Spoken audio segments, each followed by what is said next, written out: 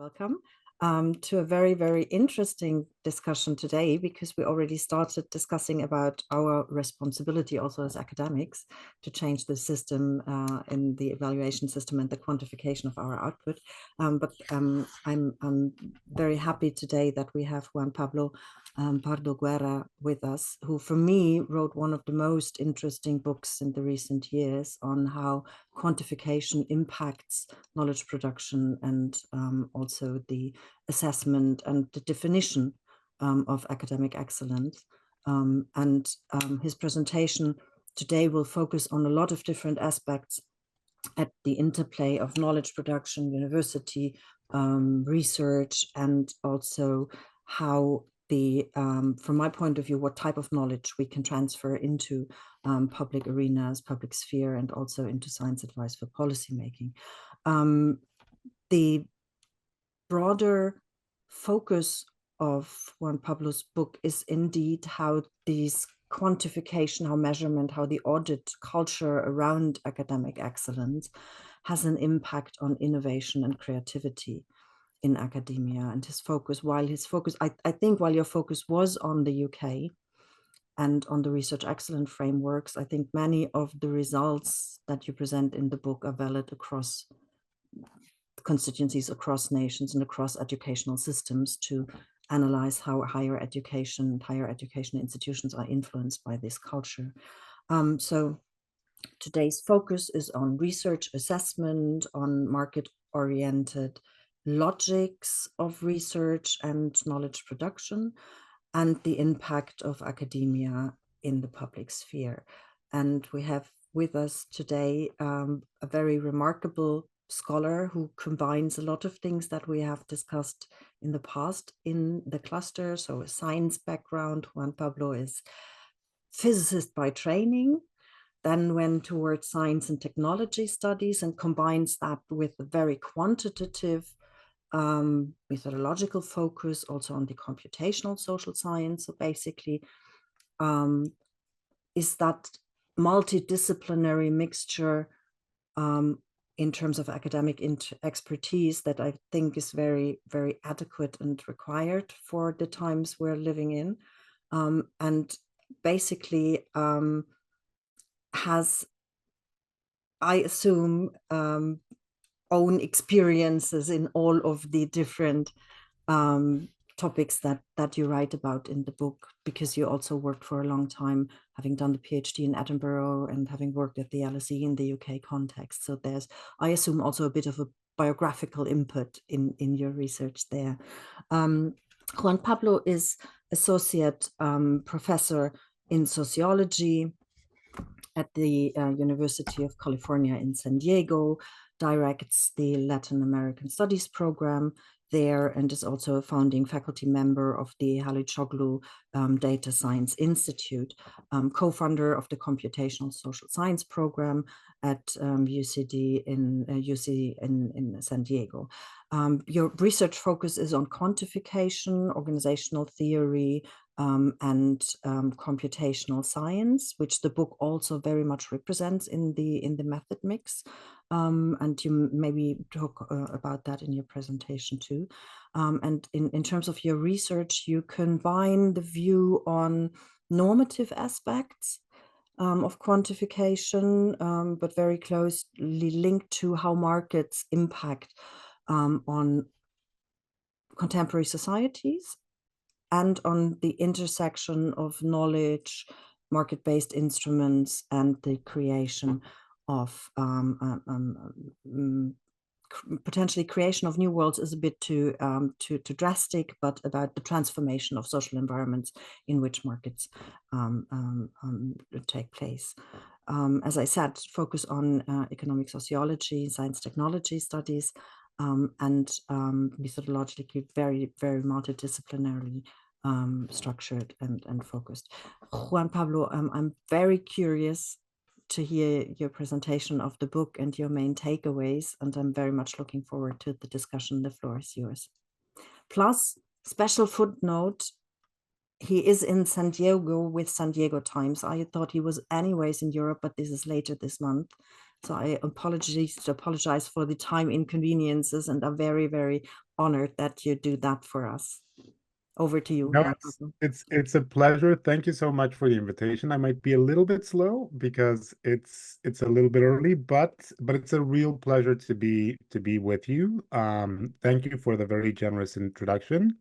Indeed, my work is on markets more broadly, and this book looks into the way processes of marketization have affected academia in particular, with a focus on the United Kingdom and the way they evaluate research. So a lot of the focus of the book is on market-like devices that have transformed British academia in the last few decades and have changed the quality of research, at least in the social sciences. And it's a very personal book because, as Gabi says, I sort of lived through some of this experience, having been an assistant professor at the London School of Economics for a few years, and also having done my PhD at the University of Edinburgh. So it's a book that combines lots of these personal insights with quantitative evidence from computational methods and lots of conversations with people who are still active in the field. And with that, I'll start sharing my screen, and hopefully let me just try to share a different screen to see if I can do that. Let me stop this share because I think I need the other share. Mhm. We had your presentation on and it looked good, but Yes, great. So I'll then just, if, let me see if you can see this one.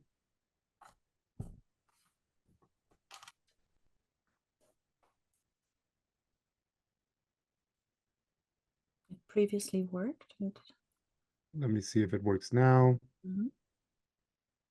Can you see that one? Yes, it's orange and it says the quantified scholar.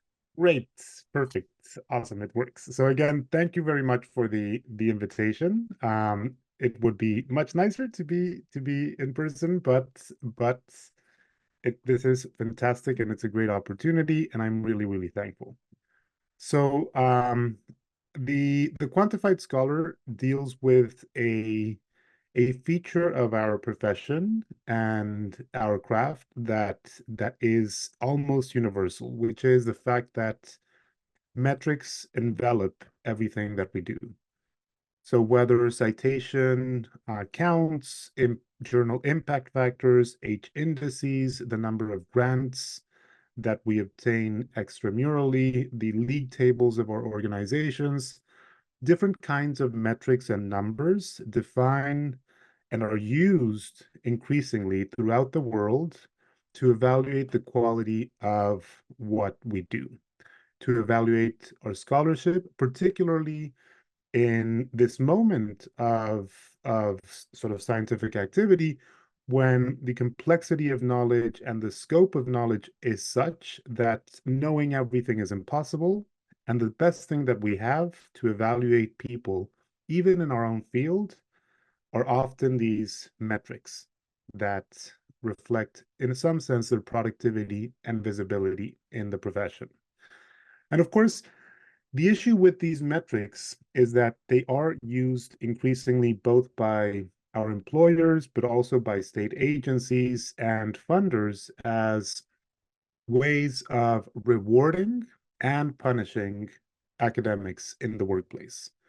So much more than being just descriptors of the things that we do as scholars, they have become these management instruments that shape our behaviors and our interactions and careers throughout in our workplaces and throughout our professional lives.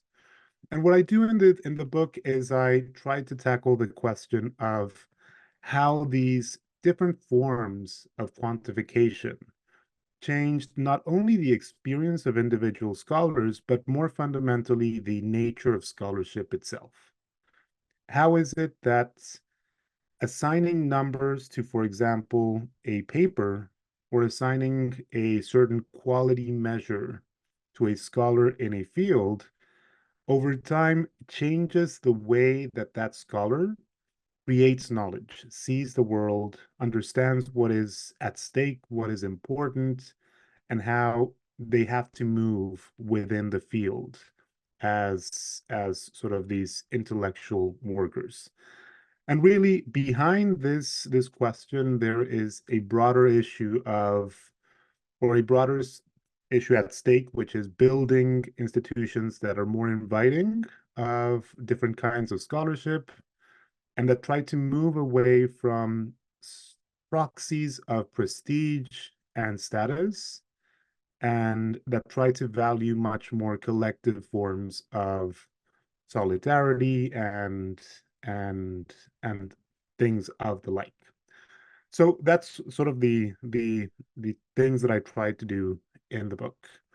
Now, for this, I used what I think is almost a perfect laboratory case. These are very rare in the social sciences. Economists find them now and then when they can do sort of studies with quasi-experimental settings. And this, for a sociologist, is, I guess, the closest thing we have to a laboratory case, which is the case of science and academia in the United Kingdom. Now, why is this an interesting case? It's an interesting case because historically, the United Kingdom has converged very much in terms of the way it organizes research in its public universities. So, research in all universities and the organization of most universities is managed in very, very similar ways. Even though the United Kingdom has a history of lots of heterogeneity in the organization of its institutions of higher education, so 30, 40 years ago, it still had polytechnics and it still had a variety of different organizational types within the country. Today, it's most of the universities and most of the locations where research happens are very similar in design. So there has been a convergence in the sites where research happens. That means that everything is very comparable. There's also a sort of centralization of funding and of research administration in some way. So even though it's now delegated to national governments, so you have Scotland, Wales, Northern Ireland, and England, the way research is organized and funded by all these regional governments or these national governments is centralized, which is quite distinct if we compare it to other national settings. For example, the United States, where it's very, very delegated and decentralized. So this means that a lot of the policy responds to what these central funders think is valuable. A lot of the decisions on what happens within universities also responds to these central funders. And there's, in this sense, a cleaner, more tractable way of identifying the effects of changes in policy or in evaluations on the structure of national sort of science to some extent. It's also a very, very good case because as a country, it's a setting that has had a sort of standardized evaluation scheme for almost 40 years, or for, yeah, almost 40 years, actually. So the centralized scheme is something that has changed names over time. It started out as a very light touch thing called the research selectivity exercise, which sought to evaluate the quality of researchers and the quality, particularly of research centers in the United Kingdom back in 1986. This started as a result of fiscal austerity in the United Kingdom when the funding for public universities contracted during the late 1970s, early 1980s. The argument emerged among scientists and policymakers that the best way of funding science in the country was to fund centers of excellence, was to focus on the locations where the best research was being conducted. Why have 7 different physics departments when only 3 were publishing world-leading science? Was the kind of questions that people asked back in the early 1980s. So they devised this thing called the research selectivity exercise, which tried to identify those best centers for research in the country that would receive monies from the government with priority over other research centers and universities. This very light touch exercise, which again, in the first iteration was incredibly light touch, evolved into much more complicated interventions. The first sort of phase was the research assessment exercise, which had about 5 different iterations in 1989, 1992, 1996, 2001, and 2008, which was much more intensive and much more bureaucratic in a sense. And the latest iteration has been the Research Excellence Framework that ran in 2014, 2021, and is set to run again in 2028, if I'm not completely mistaken. But I think it's still running, which is interesting. And in each of these iterations, at least in the RAE, the research assessment exercise, the way people were evaluated became much more stringent, much more mechanical, and much more sort of quantified to some respects.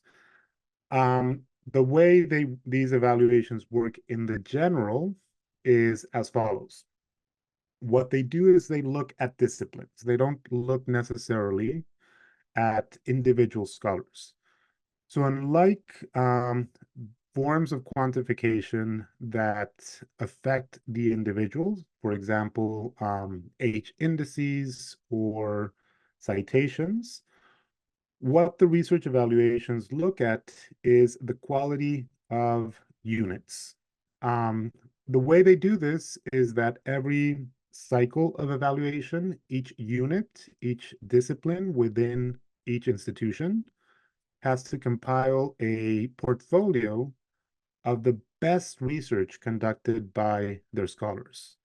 Each faculty, each academic staff has to present, at least in the last iteration, or the 2014 iteration, which is the one that I had sort of experienced, had to present 4 pieces of research that were then read by local panels of peers. So you would submit 4 pieces of research that were then read by people in your institution that were sort of selected and then submitted to a national panel of peers, of professors in your discipline that would read each of these pieces of research, whether books or articles or exhibits or things like that, that were sort of sent for evaluation, and would then agree on scores for each of these individual items that allowed them to produce a score for the entire unit in that institution at that particular moment in time that was then connected to funding. So for example, in 2014, if you wrote an article that was considered a 3-star article, that article would get funding from the state. If you wrote an article that was 2 stars, it was something that would not receive funding from the state. The higher the stars, the more funding articles get. Again, anything under 3 stars would get no funding whatsoever.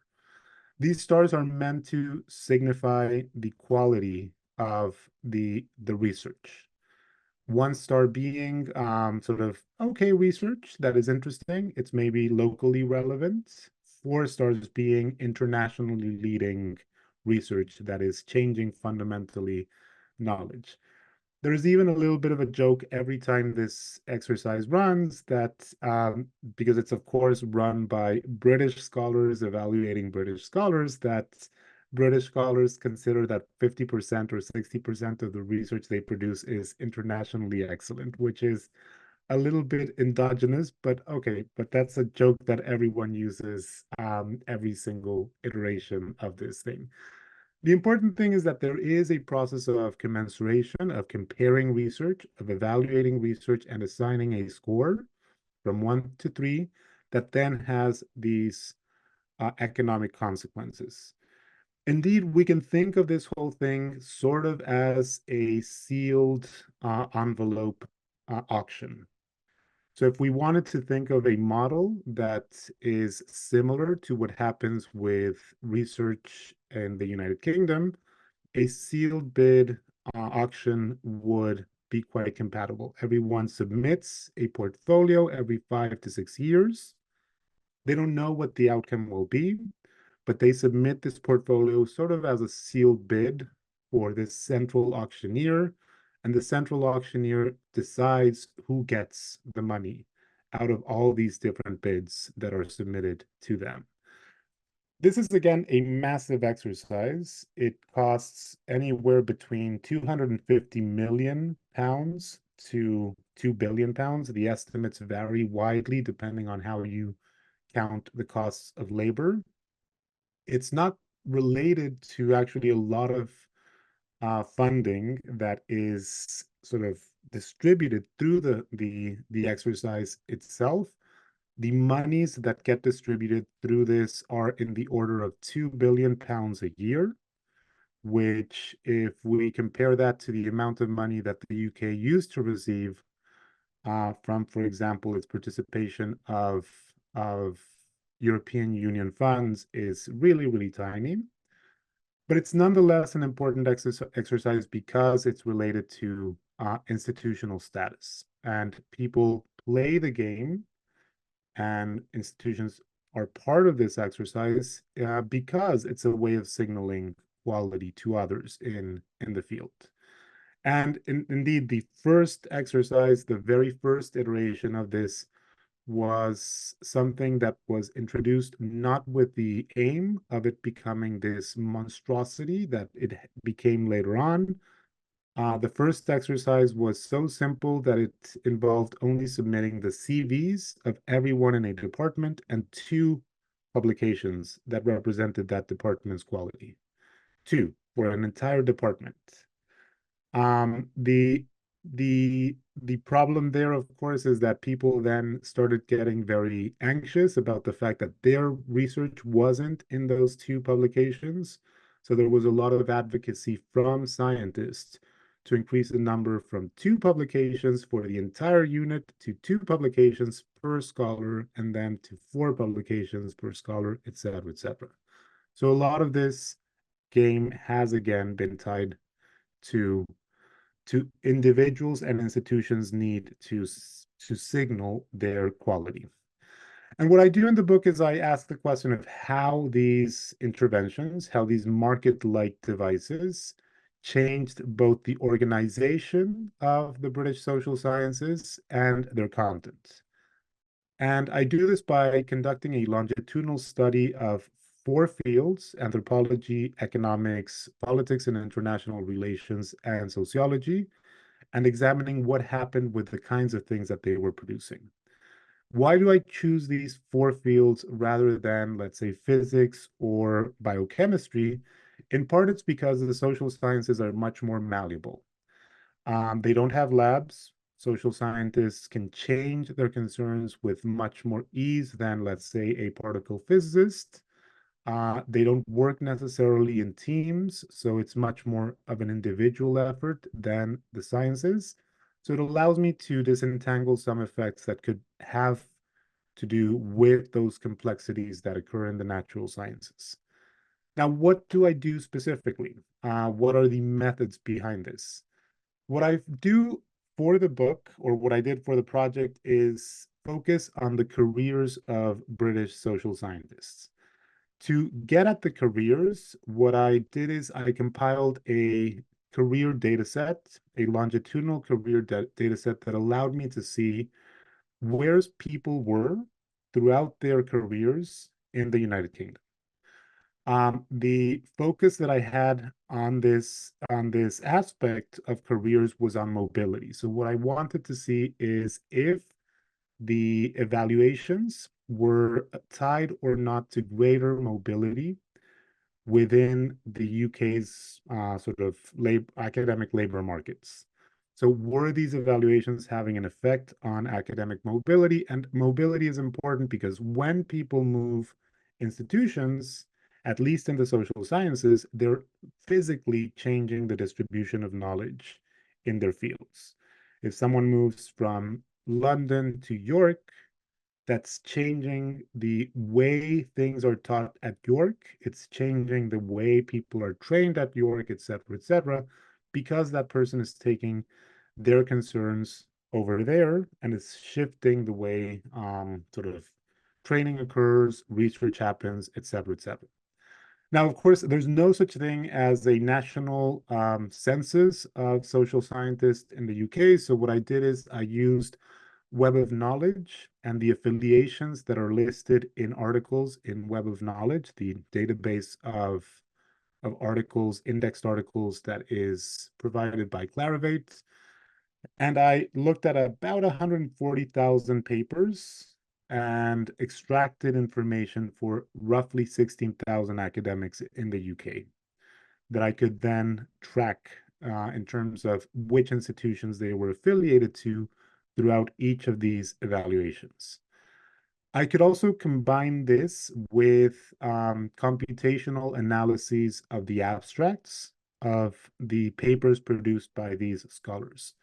So knowing where they were and what they wrote allowed me to use natural language processing methods to sort of extract some of the features of the abstracts that they were sort of writing, the things that they were producing, and identify at least the distribution of topics that characterized their productivity. So I could say if a scholar was producing more things on, let's say, financial economics than sort of labor economics, or if they were producing more things in the sociology of animals than in the sociology of culture.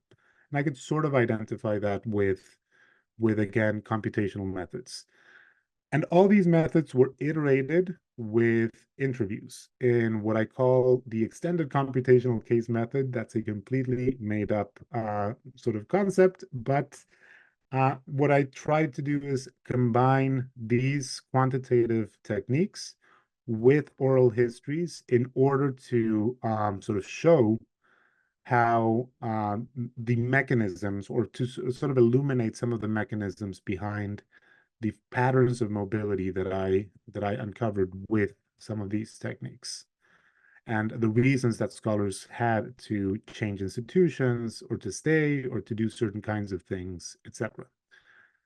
So out of this process, I identified three key measures that were tied to the data. The first measure, of course, or the outcome measure, is mobility. So I could tell whether a person changed institutions over the evaluation periods. That is the outcome. That is what I was looking at least in the quantitative models. And I could relate this outcome to a series of demographic variables, things like the assumed gender of the person, the time that the person had been active in the field, how many citations they had, cumulative and over the period, how many papers they published, et cetera, et cetera. So I had all those variables, but I also had these three other measures that said things about, or that told me stories about their intellectual productivity. One is the relative similarity of a scholar with respect to their peers. What this evaluated is whether someone's work was redundant or not within their institution. So I could compare the distribution of topics of their abstracts over a period to the distribution of abstracts of topics in the abstracts for everyone else in their institution. If there was a match, if they were very, very similar, that meant that this person was essentially doing the same that everyone else was doing. If they were very dissimilar or very not similar, it meant that they were doing very different things. And this allowed to capture again how redundant someone was within a particular setting. I could also use similar techniques to see if departments themselves were central to the field. This was done essentially by looking at the position of departments within the network of topics that defined disciplines over each period. So I can see with the data if departments are reflecting more of the generalist topics that define the field, or if they're specializing and are less central, less typical departments. And then I could also measure something that is very unique about these exercises, which is this thing that I associate with the concept of categorical dissonance, and that has to do with whether scholars were being evaluated in the correct field. One of the quirks of research evaluations in the United Kingdom is that the scholars themselves do not decide where their work is submitted to. That is a decision that is taken by management. And if management thinks that it's best to submit your work to a panel where you might not fit, that is up to them. So, for instance, if you're in a if you're a sociologist in a business school, and there's very few sociologists in that business school, management might decide that it's best to send your work to the business panel instead of the sociology panel because there's not enough submissions for the sociology panel. And that means that you'll be evaluated by business scholars rather than sociologists. So there's going to be a dissonance in the evaluation.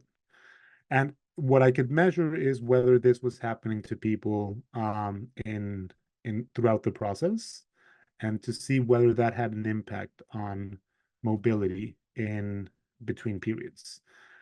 And what the quantitative methods allowed me to see is that there is indeed a patterned movement of scholars across the field in something that can be thought of as this form of epistemic sorting.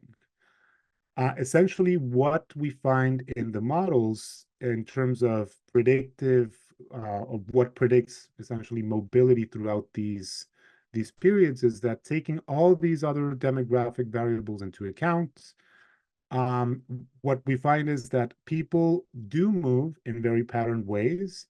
If people are in more typical institutions, they tend to move less. People who are in less typical institutions, in more fringy institutions, will be more likely to change jobs between periods. And people who are very sort of similar to what their colleagues are doing will also tend to move more than people who are less similar to their colleagues.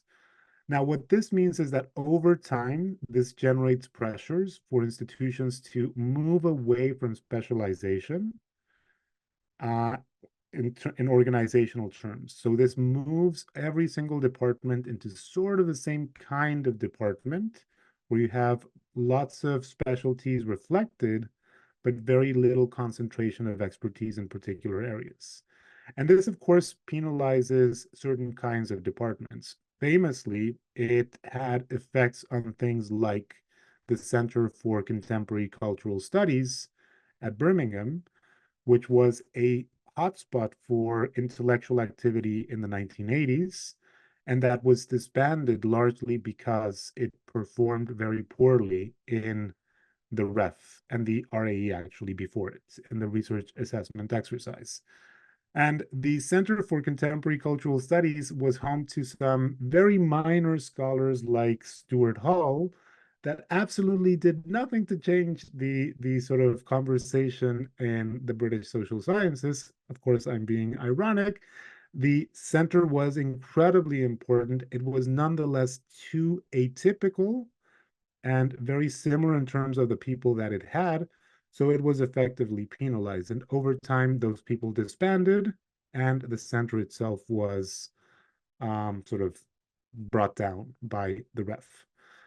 Now, this not only has effects on individual organizations, it also has effects on the field. If we measure the typical distance between departments in terms of the topics that they study, we can find that there's also a decline in this typical distance. So departments are becoming much more similar. And this is what you're seeing in this graph in particular. What I like to say is that even though we see economics as being a very homogeneous field, actually sociology today in the United Kingdom is as diverse organizationally as economics was back in the late 1980s. That's again largely because of the way people have moved across the sector and the kinds of concerns and topics that they've been exploring in these new departments or in the departments that they move into. And of course, one of the things that we can also do with computational methods is measure not only the topical distributions, but also the way people are using concepts in their work. Using a technique that is built on word embeddings, which is a method for capturing the semantic similarity of concepts in texts. What we find is that at least in three disciplines, economics, sociology, and politics, the similarity of concepts has been increasing over time.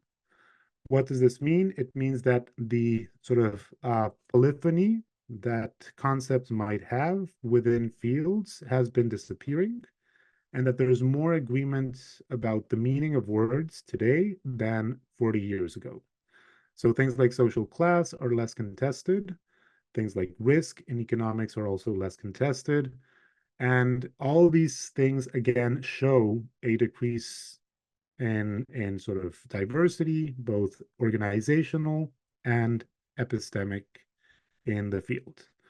So what we find is this depressing thing of, again, decreasing organizational and conceptual diversity that leads ostensibly to a less innovative field in the social sciences in the UK. Now, a question, of course, is why did this occur? What was causing this? So why would scholars, people who are reflexive and theoretically think about their work quite a lot, fall into these patterns of producing more homogeneous worlds? What motivated them to shift the ways they were doing things, the ways they were understanding and analyzing the world? And I think that the conversations with scholars reveal at least three different reasons why this happened. The first is that the evaluations themselves were disciplining devices. So they were devices that had disciplines at their core, that were thinking about the idea of a discipline as the location of value and of the sort of parameters of evaluation. And they were also used as disciplining devices for individuals within their organizations. The other thing is that these evaluations were not actually that alien to the activities of scholars. The evaluations were very much the kinds of things that we all do all the time in terms of thinking about our vocational orientations. They were simply ways of playing the game, of producing better knowledge, of evaluating things in more transparent ways, et cetera, et cetera. So people largely accepted them.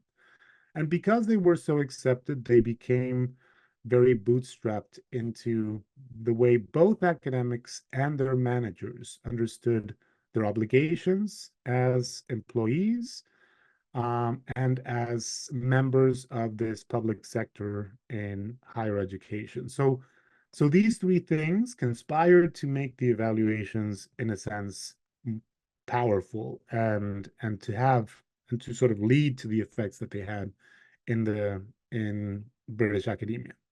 So, for instance, to give you a sense of these three things, the first issue was again that they were disciplining devices, and they were disciplining not at the national level, but they were actually disciplining at the very, very local level. The effects of the evaluations were most felt within institutions rather than nationally. And this happened through very simple devices, such as the ones that you see on your screen. This was The form that we received at the London School of Economics back in 2011 that was used as part of what is called a mock assessment for the ref. So in order to present or to prepare the submission for these evaluations, institutions had to run simulations of what kinds of things they would be including in the portfolio. And these simulations included things like these forums where scholars were asked to nominate the best articles that they had. So you had to list the 4 best articles that you thought were terrific, and you had to argue why they were broadly sociological, why they fit in the particular field that you were going to be evaluated in. So there was already an exercise in sort of expressing how you were a member of that discipline. And there was already a device that was creating this evaluation internally, that was internalizing the logics of the evaluation, not only to your institution, but to your unit of work, in this case, the department. And of course, these evaluations or these devices, even though they were simulations, were incredibly powerful instruments for management. Over time, they became actually instruments that could be coupled to, for example, promotions, to retentions, to evaluating job candidates, and to all these kinds of decisions that end up having consequences on the career of academics. Theoretically, that shouldn't have been the case. The rules of ref were very clear, and ref should never have been used, and none of these exercises should have ever been used for personnel decisions. But increasingly, because they were tied to status and money, they became sort of implicated in all these decisions, in part because of these internal devices like the mock assessments. And indeed, these things changed cultures quite fundamentally. So this is a political scientist, Peter, that I spoke to. These things were not contested again because they reflected a lot of the identities that we carry as academics, these sort of Weberian vocational orientations that we all have. And this is Peter sort of reflecting on a little bit of that. So, as Peter said, it's obvious to me that if I want to keep my job, I have to play the game. I wouldn't change the content of what I do, but it does change in some ways the framing of what I do. Not always for the worse, I would say, even though in general, I don't agree with the exercise. I probably should make more effort to talk to people that don't agree with my premise. And if part of that means going to a more generalist disciplinary journal, like trying to get into an American political science review or something like that, if it fails, then at least it makes you think big. It's not always that bad. Having these targets in the back of my mind does make me think maybe I should. So again, even though there's no explicit pressure from the ref to publish in things like the American Political Science Review, because it's not an entirely metrics-driven exercise, and the scholarship is evaluated by panels of peers that should be able to distinguish what is good and what isn't, not on the basis of journal prestige, but on the basis of content. People start thinking about their work in these sort of more internationally oriented terms. And it's quite silly in some respects because these decisions that are presented as neutral decisions that are not about content, so Peter doesn't think that it changed what he does, it just changed the framing, actually imply changes to what he does. Getting into the American Political Science Review as a British social scientist based in Britain is incredibly difficult. If you look historically at the number of UK-based sole author papers accepted by the American Political Science Review, it's less than 4% of what they've published in the last decade. Getting into a British journal is, of course, much easier and perhaps more relevant because the research will be read by people that find it more relevant, versus the, sorry, versus the American sort of audience. But again, people internalize the measures of international oriented publications as what is related to quality and see their careers in those terms and start directing things in into that direction, start sort of orienting their work in that direction. And this is very much a generalized culture. It's something that people know and that people have also sort of internalized, and that is reflected, for example, in the kinds of ways that people manage themselves and manage others. So the third point on how this translates into management techniques is reflected in this sort of quote from William, an anthropologist, who was reflecting a little bit about the way people know their positions with respect to the results in the ref. So he was talking about a moment when he was occupying an administrative position, and he says, I was at the time of ref in this position, and I was enjoined to have a difficult conversation with staff who hadn't published enough for the assessment. These conversations were just excruciating. They're embarrassing because everyone kind of knew where they stood.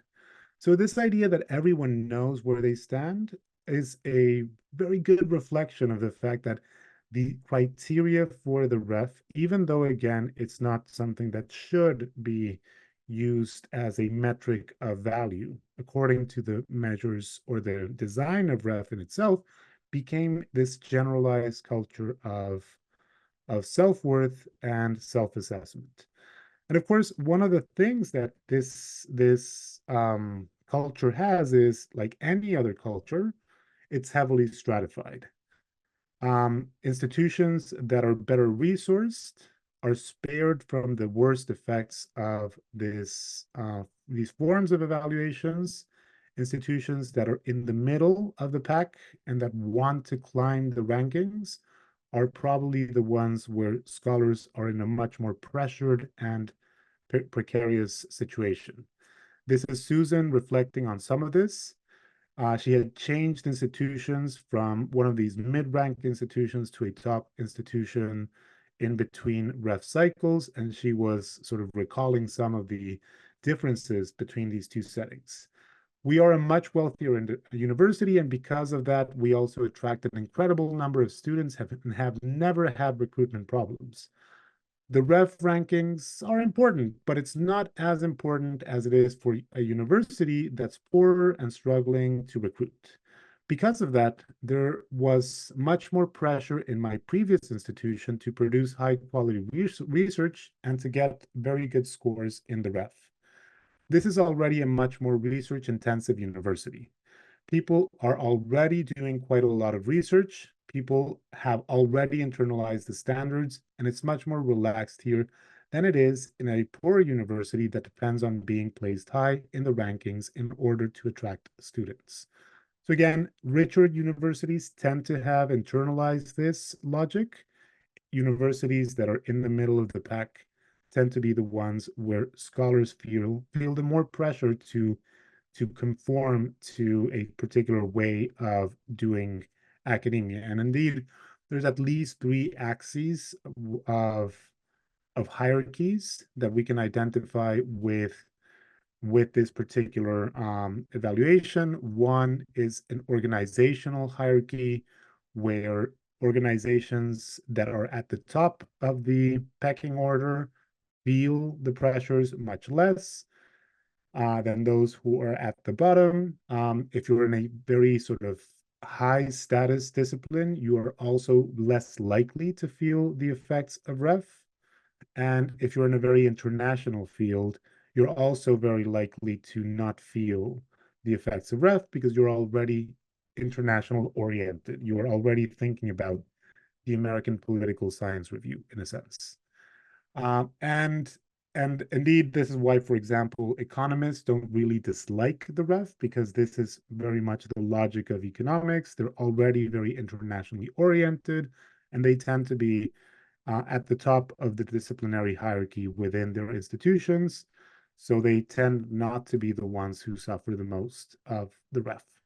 So all these different things come together and end up producing pressures for homogeneity within British academia, because you have to conform with whatever is seen as the best kind of scholarship in your field, which tends to be the scholarship that is done at top institutions. And this is really what I tried to sort of do with the book. And the reason why I think these conversations with scholars are important is because they reflect not so much the external effects of the ref, but the way the ref becomes internalized and part of the logic of action within our own fields of practice. And indeed, the argument that I make in the book, which is sort of an argument that has been confronted by some folks, is that the issue is not the quantification in and of itself. The ref isn't the problem. The problem is how the ref came to reflect some of the politics of status, prestige, and competition that already existed in British academia. And this isn't something restricted to British academia. We do this all the time. We, as scholars, sort of enjoy these politics of competition and status and so forth. And we even enjoy it publicly. So people celebrate all the time on social media that they have reached certain milestones in terms of publications, citations, followers, etc., etc. And all of that just comes to reflect all these different inclinations that we have as scholars to want to be read, but that at the end of the day end up producing these houses of mirrors where what we focus on is more these sort of forms of prestige than actually the forms of solidarity that could be better for the workplaces that we inhabit and the worlds that we might want to build. And that's really what I want to do with the book. That's the sort of conclusions where I sort of take the book. But that's more or less the logic of everything of what I've been doing. So, and that's really it. So thank you so much.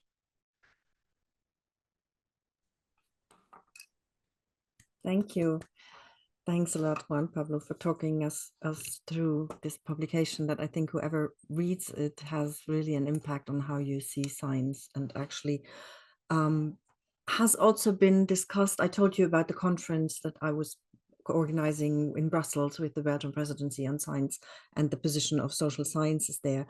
And one colleague whom I value very much, Baron van der Meulen, who now has a chair in science, says that we actually really have to move away with my contribution to research. You know, the last slides that you had, this professional bragging. I underline my find. No, the discipline. When engaging with politics or society, you have to contribute a disciplinary view rather than your personal profile to the discussion to be broader. And this, as you said, I mean, you very much talked us through how we get into this system where we actually try to move away, and that was also discussed, from these ecosystems of science towards ecosystems of science that contribute. And that's a very rich book in terms of empirical knowledge that you present from different methodological sources that all come together to convey the same message of this move towards more homogeneity, that actually in a way, you know, in a bit of a sort of anticipatory obedience of academics to internalize the logics is something good, and not critically reflect on what that does with our leeway for analysis and for research and the contribution to society. I had, before we move forward in discussion, I had two hands up, and I think it was Mira and Valentin. Was it you? Yeah, exactly. But who wants to start? Mira, do you want to start? No, Valentin can go ahead first. Okay, thank you, Mira. So thank you very much for the presentation, and I take the opportunity to say hi to everyone. It's a pleasure to be able to attend again. So yes, it's a very central topic, and I'm a little bit curious and nervous about it because I come from a strange country, France, where in social sciences there is no list, no ranking of journal based on any objectified criteria or any system of quantification, actually.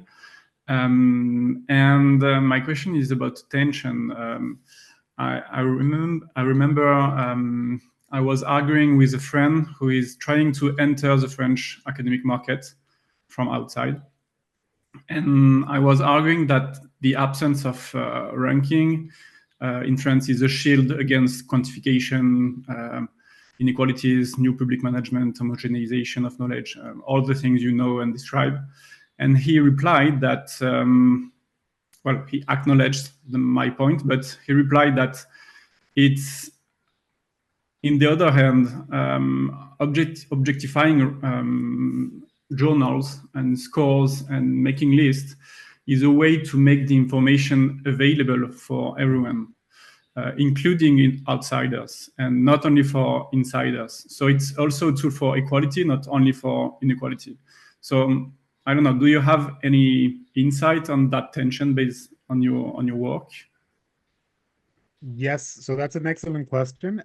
So there's two things. One is I would have loved to actually study the French system too. Originally, when I was planning this project, I wanted to do like a multi-sided comparison, and France was one of the cases, precisely because it doesn't have these forms of explicit quantification, and because the career trajectories are also very different for scholars, given the organization of science in France. Um, but one of the interesting things is precisely that the quantification of scholarship, at least in the UK, did did create opportunities initially that were incredibly important. So this is where I get into some conflicts with critics that people don't like the quantification because it's new public management, it's neoliberal, et cetera, and transparency and accountability are problematic. But at the same time, um, British academia in the 1980s was very, very, very closed. It was very masculine. It was very white. Women had no career tracks into elite institutions. Minorities also did not have any sort of possibilities of joining those elite institutions. People like Stuart Hall had to do their careers at institutions like Birmingham because those were the spaces that were available. And what the REF did, or the RAE did, was it disrupted, it created a market that made scholars that were invisible much more visible and valuable. So it broke with a lot of the the inequalities of access that existed in the past, at least in the first iterations of the evaluations. The problem with any evaluation is that once you know how to play the game, you can game the whole thing. And that started happening quite a lot in the last 10, 15 years. There's a really good study by some economists from Nottingham that looked at salary data in the 2014 REF. And they showed that full professors got a much higher bump in their sort of salary raises between the or after the 2014 evaluation than lecturers and assistant professors, who actually got a, in real terms, decrease to their salaries. So there was this transfer from junior faculty to senior faculty because senior faculty knows how to play the game. They know how to sort of say, I am changing the world and my publications did this. And if I don't get more money, I'm going to go to the neighbor and I'm going to take my research to them. So it became something that people knew how to play, but initially, again, it did disrupt some of these sort of old boy club networks that existed in UK academia. So it's a question, I guess, of balance. There's other ways of breaking those networks. Explicit government intervention saying you have to hire more people like this is one way of breaking them. So there's different ways of approaching that problem. It doesn't have to be through metrics, but metrics did create these forms of transparency that made people that used to be invisible visible and valuable, which was important.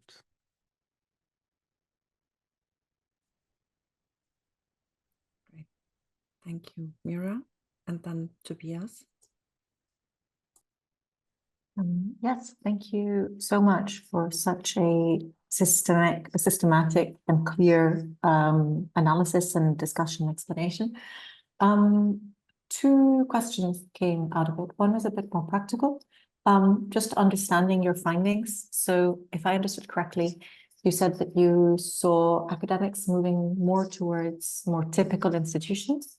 And if I understood that term correctly, it was more central topics that are seen as at the core of the field, but also moving towards academics that are different from them, so away from similarity. And I wondered how those two dynamics played out and what you saw in and how that works for you to move towards places where topics are more homogeneous and central, but where the people are more heterogeneous. And the second question was kind of going back to the question you had very early on in your slides of how do we collectively build institutions that foreground collaboration and solidarity, connecting to what you said at the end, that the ref is not necessarily the problem, but it's what it reflects. In your interviews, did alternative pathways come out and suggestions come out from whom you spoke to as to what those indicators might look like as a means to allocate funding? Did people give you some insight into that first question you asked? Awesome. Thank you very much for the two questions. So the first one, I think one way of understanding what is going on is that people or the fields tended to, so whereas you had a lot of specialization in departments back in the 1980s, so Leeds was doing a lot of this, the LSE was doing this kind of sociology, Cambridge was doing this kind of stuff. That specialization started disappearing with time. So institutions started losing some of their features in terms of what distinguished them and started to become much more similar. So doing sociology at Cambridge, yeah, it has a different flavor than doing sociology at Edinburgh, but it's not radically different in the way that it was 50 years ago or 40 years ago. So the thing that was happening is that departments were starting to reflect more the breadth of what the field thought was important. So they would have one person doing gender, one person doing markets, one person doing science, one person doing et cetera, et cetera. And at the same time, they were sort of converging on what those specializations were. So that's the kind of movement that was happening. The typicality or the typical department changed over time.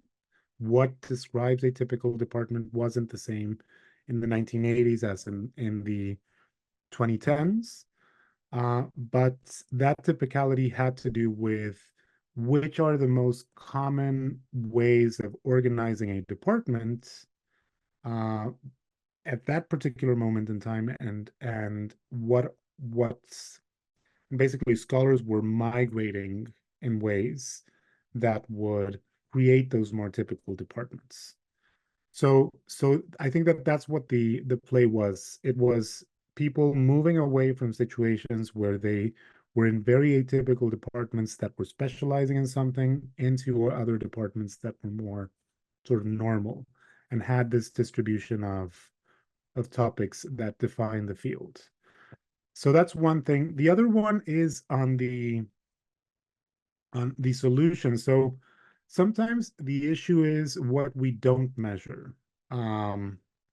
So what do they actually measure in these kinds of things? They measure to some extent whether it represents the discipline, whether it's a contribution to knowledge in the narrow senses that the committees sort of determine. A big factor in the evaluation of quality is whether something is internationally relevant or is internationally leading as research. And I think that changing the metrics and changing what we can sort of think of as important research would be one way of transforming these kinds of systems. Why is research on the Midlands that is only relevant to the British less important than something that gets published in the American Political Science Review? So those are the questions, like the broader questions about what is valuable that were never asked. There's an assumption that internationally leading research must be the research that is more important for the country. Maybe in engineering that makes sense, maybe in biotechnology that makes sense, but I'm not sure if it makes sense in the social sciences or indeed in the arts and humanities more generally, because at the end of the day, the audiences for which those fields are relevant tend to be local audiences. No one studies the history of California in the UK, but it's important that people write the history of California for Californians. So is that less valuable because it's not read internationally? Yes or no is the kind of questions that could be asked. But I mean, even beyond that and moving away from this, I like very much what Gabby said about ecosystems and ecosystems. I think that the idea of measuring, for instance, contributions to mentorship would be something interesting. We don't measure a lot of things that are part of the work of academics. We don't measure if someone is a horrible like colleague, for example. We don't measure if people are very, very good mentors. We don't measure all those different kinds of things that are important aspects of our academic identities. We don't measure all the emotional work that is performed by academics in any way, and those are important things. So what we decide to measure and what we decide to ignore as measurable things would be another point of intervention. So again, it's not measuring that is bad. It's what we measure, how we measure, and how we use those measures, which is the issue. Absolutely. I hand over to Tobias before I matronize the floor, because I have some questions to you as well. Tobias, please. Tobias, thank you for bringing in the nice Florentine sun. Absolutely. No, thank you so much. I mean, I think I really, really enjoyed your presentation. It was so clear. And also just sort of as background, I spent the last 2 ref exercises in a British politics department. And, you know, what you say strikes me as absolutely true. And I've always suspected, but it's just so wonderful to see it with the kind of rigor you have done. So I just want to congratulate you. And I have one small question and then like a slight, I guess, provocation maybe. And the small question was, in the very beginning of your presentation, you said you want to think of the ref exercise as a kind of sealed auction. And I was just wondering, you never came back to it. I mean, what does that kind of, I don't know, metaphor image do for you? And I just want to ask, it seems really weird to me. Why is it a sealed auction, right? Because when you have people from your department in the ref panel, they know your publications. So it doesn't strike me like it's sealed. And then also the question of the auction, right? I mean, obviously, there's kind of a lot of politics involved to who gets to sit on the ref panel. And then, there may be various conflicts of interest, which we obviously try to minimize. But I just feel the people on the ref panel have more skin in the game than is typical for a normal auctioneer, right? So I was just wondering why that metaphor and what does it do for you? And do you think it's really a good metaphor? And then the last point I just wanted to push you on, so there's these two things where you say, on the one hand, the problem isn't measurement, but the problem is what we measure and what we don't measure. But clearly we can never measure everything, and some things cannot be measured. So if some things cannot be measured and not everything can be measured, the problem is a little bit measurement, right? Because it's not epistemically possible to measure every aspect equally well. So if we do measure, some things intrinsically to how easily it is to measure them will be given preference. So how do you resolve the tension between the problem isn't measurement, but what we do, but then that immediately entails to some people, some things are more easily measured? Yeah. Thank you so much. Brilliant. So thank you. Those are great questions. So the first one, I think that I stuck with that metaphor because initially I had this idea of running, because there was a possibility of getting the salary data for the entire period. But then I couldn't get it because I wasn't based in the UK. And one of the ideas was actually doing something like an econometric analysis and using that as a model for what was going on seemed to be useful. And I just stuck with the metaphor, but I think you're completely right. In this case, it's much more, so the leakage of information is much greater than what you would get in a sealed bid, sealed envelope bid situation, because the auctioneer knows what is in some of the envelopes, and there's multiple auctioneers, so it's much more complicated than that. And the structure of the information problem is not the same at all. It would be like the closest kind of thing that we could think of in terms of auctions. And I was trying to use those as a model for what I would have done in the econometric analysis, but I didn't get the data, which was fortunate because that would have been a mess. So I just stuck with the metaphor, I guess. But that's a really good comment. Then the other thing, I think you're right. I mean, we can't measure everything. We maybe shouldn't measure everything because that's also not effective, and that then ends up creating these like performative effects into the future where we don't know what those measurements will do. But one thing we can do, and this is something that has been done in the world of funding at least, is play with the resolution of measurement and the way measurement is tied to allocations. The best example of this is the use of lotteries in funding. And that's a model I'm really sort of interested in, and I think it's a very useful model to think of.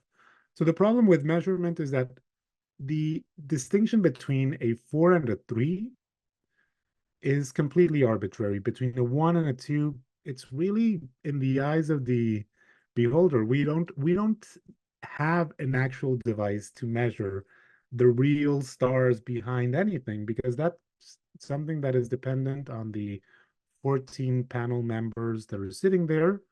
Actually, there's only 2 people reading each bit of research. And we know how that works for students when we're evaluating their sort of research. We know how that works for colleagues when we're evaluating their papers. And we know that there's a lot of subjectivity in this process. And one way of dealing with that subjectivity is to sever, to some extent, the ties between the number and the outcome. And the way of doing it is by introducing lottery-like mechanisms that make some of this a a result of luck. So you have a 4-star paper. That doesn't mean you'll get 10,000 pounds a year as a unit. That means you will have a greater chance at getting 10,000 pounds a year as a unit, but we'll still do a lottery. And if you're in a sort of lower status institution, you'll get money just because there's going to be some research that will be funded because you were lucky in the lottery. It's not because of anything else. And that changes a little bit the dynamics, because you're not so much pursuing the stars and the venue, because you know that the tie isn't direct. And that's something that, at least in the world of research funding, seems to have been effective. It's of course much more dramatic in that space, because when people score funding proposals, a 3.75 and a 3.74 are indistinguishable across any sort of rational way of comparing them, but one will get funding and the other won't, even though they're the same quality projects. And the fairest thing to do in that case is to just put them in like sort of something that you can move around, draw a number and say you get the funding and you don't get the funding. Because one of the things that lotteries also do is that they're independent of prestige. So if you're in a lottery, it's all about luck. And there might be greater weight for some institutions than others, but it sort of breaks with some of these patterns of prestige that we observe in both the RAE ref funding and with research funding more generally. And that would be one way of thinking about this. Great, thanks. Thanks a lot, Juan Pablo, so far. I was searching a bit for my quotes because I have some hopefully inspiring, but also a bit triggering quotes, and wanted to pick up actually on many things that Valentin, Mira, and Tobias mentioned. So first of all, the why of measurement. I do see a sense, a general sense in measuring along the ways that you said, basically from moving on from patronage systems where positions are very much distributed among a certain circle of people, international people coming into national systems, having difficulties to find their place, trying at least to make it more transparent. There I see an absolute value. Mm-hmm. Totally with you that the way we are doing it is potentially rooted a bit too much still in the 1990s. NPM logics, what you said, giving this neutral quantitative impression, although one could say peer review is all but quantitative and neutral, right? Because obviously, you know, the writings of people in your discipline, you basically, by seeing an article, know whom you are evaluating. So the neutrality and the quantitative element is there a bit a doubt. So anyways, there's already a qualitative element in, right? Mm. Now, if we are thinking in terms of 2024, the debate about open data, open science has changed a lot and will actually, if we take it seriously, change the overall assessment and measurement and the position of assessing and measuring academic quality in funds distribution, I assume. Because if it's public, then we can actually retire all the citation indices, right?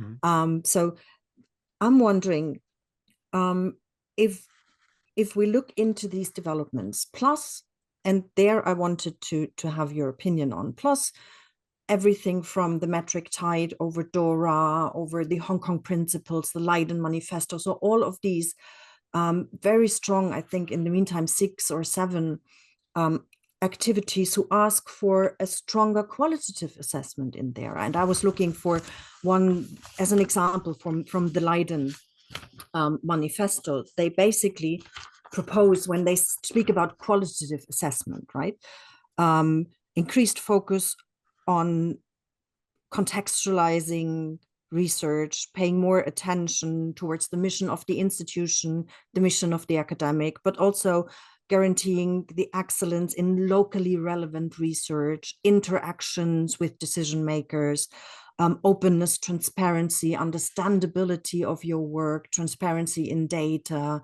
and embedding your research more into where it should be relevant. So this qualitative idea of being an engaged academic, to counterbalance exactly what I now want to throw at you from Berg and Zipper, what I found very interesting. It comes from already a bit dated from 2017, but they see the problem in the current practice of assessment in the universal trend that is emerging around the fact that research is to be competitive, groundbreaking, cutting edge, relatable, applicable, impactful, transferable, research cluster grant winning, profit generating, and easily packaged for media coverage.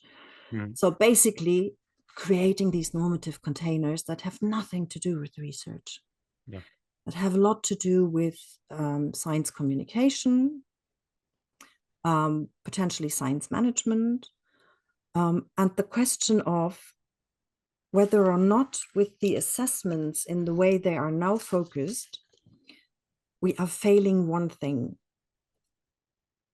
with research and education, to contribute to societies who understand their arenas and environments.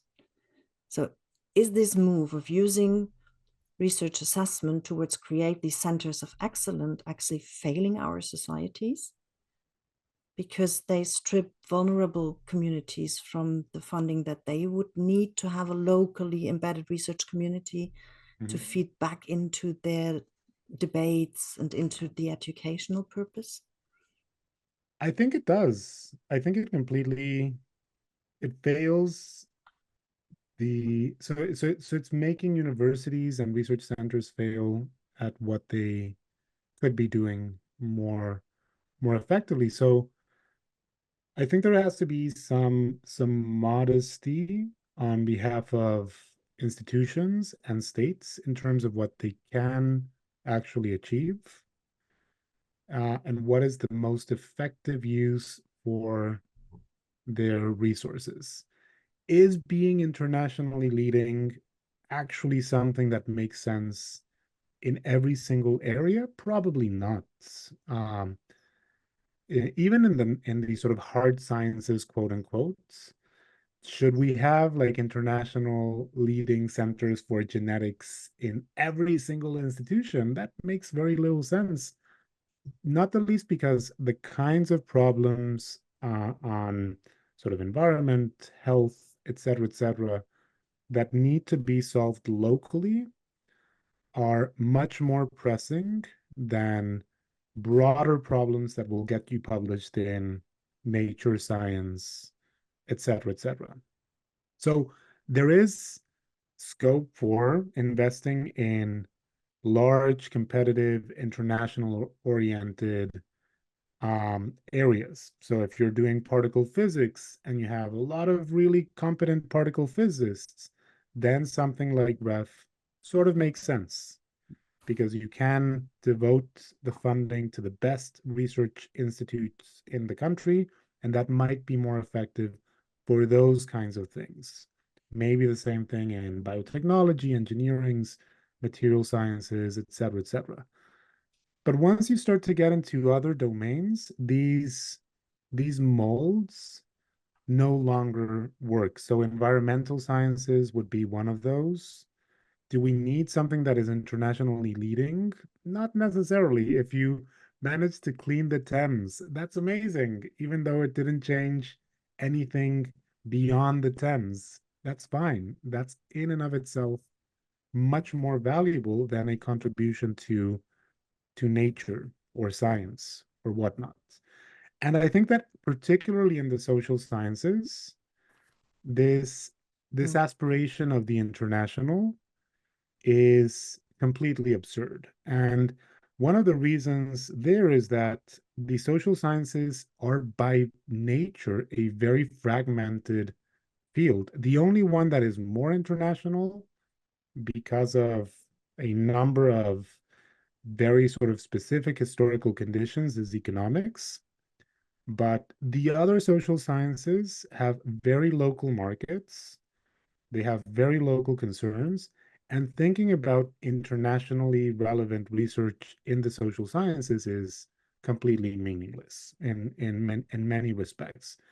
And it sets you up for failure. The same thing in the arts, the same thing in the humanities. So I think part of the problem does derive from this mold that was used for hard sciences. The original research selectivity exercise was developed by a physicist who came up with the idea, and then it was used for absolutely everything without recognizing that the way knowledge is produced varies considerably across fields, and that it can be sort of evaluated in very different ways in different disciplines. And that's maybe the most effective way of doing that there's no one sort of measuring rod for knowledge in general, and that having just one rod to measure everything ends up producing subpar knowledge in various fields. So I think that that's completely correct. Yeah. Yeah. How would you say, if we ever manage to move to open science, so open data, open science, how would that impact the way we measure quality in research? Because So from my point of view, it turns it completely upside down. We would be left without any type of measure that is fit to do the job for a while. So it may, because that's the thing is the issue with open science is that you still need to deal with the volume. Actually, the problem with open science is that it makes the volume question much more complicated. So for instance, in the engineerings where they're proposing in many institutions to start including proceedings in the kinds of files that are the kinds of publications that are evaluated for scholars, what ends up happening is that there's a discussion of how are we going to evaluate the quality of this particular preceding paper if it hasn't been published in an actual journal, because people still use journals as the metric of quality. And when we're moving to fully open science, that linkage is broken to some extent.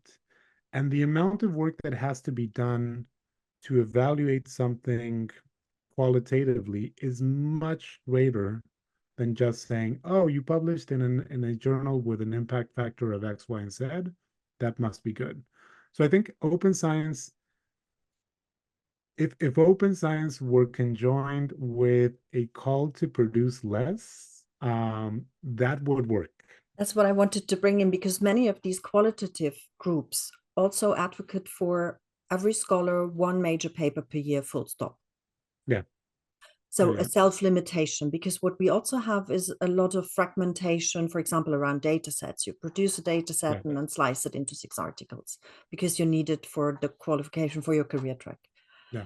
The overall benefit these 6 articles has, apart from squeezing the pipeline of the journals, right, to the insights in the field, might be huge, might not be huge, but it crowds the journal and fills the slots for others. So do we need to reflect more on how we design our how we publish our output? Oh, definitely. How we relate these publications towards our professional career tracks? Yeah. And I think that that's so the advantage of thinking about that is that I think it's a much more tractable problem, at least locally. So globally, thinking about this impulse to be overly productive is an intractable problem. We don't have a way of convincing everyone that they should write less. But what we can do is, within institutions, change the parameters of evaluation within those settings about what is enough to as an academic, as an employee. And I think that it's that change within our local sites of work that would be much more effective than trying to change general culture around how much we produce, because I think we do overproduce quite a lot. I think that this sort of salamiing of research is counterproductive and is actually creating all these problems in terms of review for journals, in terms of incentives, for example, for using artificial intelligence to write papers, in terms of the emergence of predatory journals and platforms. So I think if we produced less, it might be better for everyone, because we would still be producing knowledge. Knowledge would probably not change in terms of the quality of how it understands the world out there, but it would be much more manageable, both at the individual level and at the systemic level. Do you see these discussions anywhere going on locally? Do you have insight into university practice? Because So it's in the UK, they have actually happened to some extent. So the most recent ref reduced the number from 4 articles or 4 outputs to 2. So that was an important change. And I think that might change some of the dynamics within institutions. I think what they could do in the UK is break the linkage now with the international sort of standard. And if they did that, that would be good, because they would have fewer pressure to produce. 2 outputs in 5 years is very reasonable. And then sort of breaking the international component would also be something that might lead to scholarship that speaks more directly to the audiences that they're actually catering to. So I think it is doable, and it is nonetheless a big sort of battle. If you try to do these changes locally, there's always opposition. So it is something that isn't easy, even in the US, where there's more flexibility on evaluation, convincing people about how you should reward colleagues for merits or for increases if they haven't published a book, but they have like 5 chapters ready, is difficult. And it's a conversation that can last for hours and hours and not lead anywhere. So it's not an easy problem, but solving it locally is much more easier than trying to solve it globally. Juan Pablo, do these, the ones I said, DORA, Leiden Manifesto, the Hong Kong Principles, so these, the advocacy for more qualitative assessment, and then breaking it also down to the local level, did that come up in your interviews, in your discussions? Meaning, is there an awareness? Because my feeling is that people don't even know about these activities. There wasn't a single interviewee that I think mentioned the Leiden Manifesto or DORA. No, I think that people, again, they start playing the game. I think it's really easy to play the game, and people play the game, and that's what they focus on. And that's why change is so complicated, because the game becomes very naturalized. So any changes are seen as more work, and work that is more uncertain.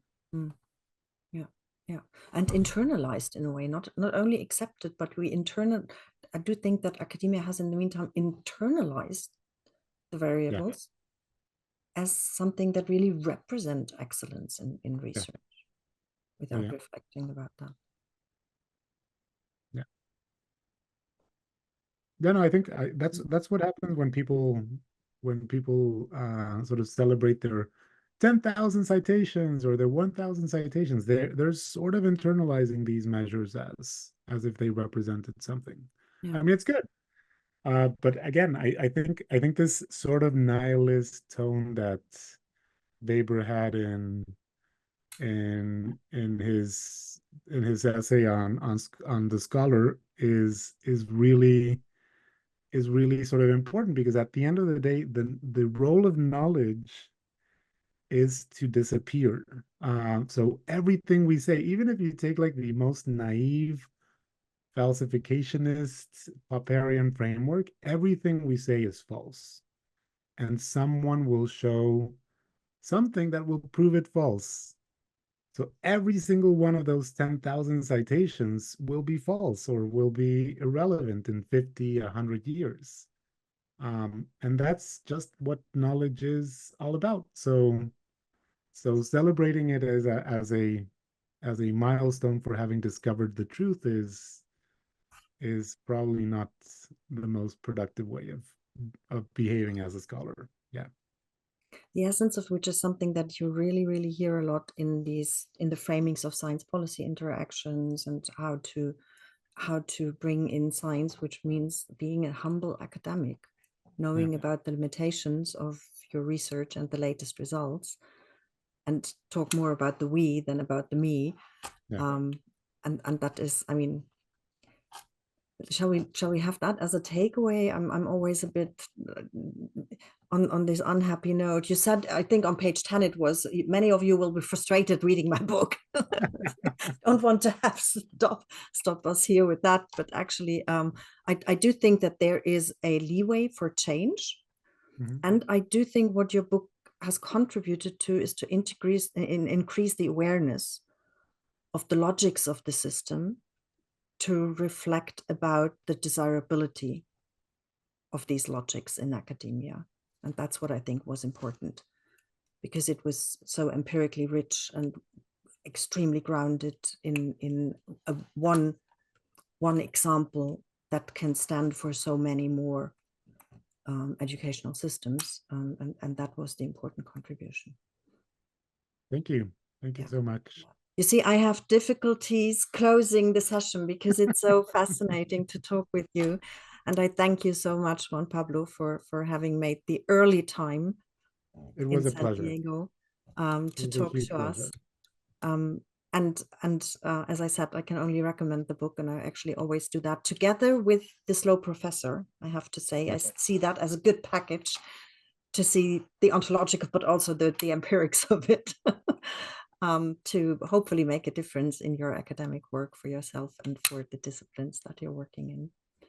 Great. Thank you so much, Juan Pablo. Thank you. Thanks a million. Thank you so much. And have a great afternoon. You too. I just have one housekeeping note. 13th of June, next session on the public health communication during COVID-19, how experts fared there. Thank you very much, everybody, for joining and for listening. And thank you, Juan Pablo. So thank you. Wonderful.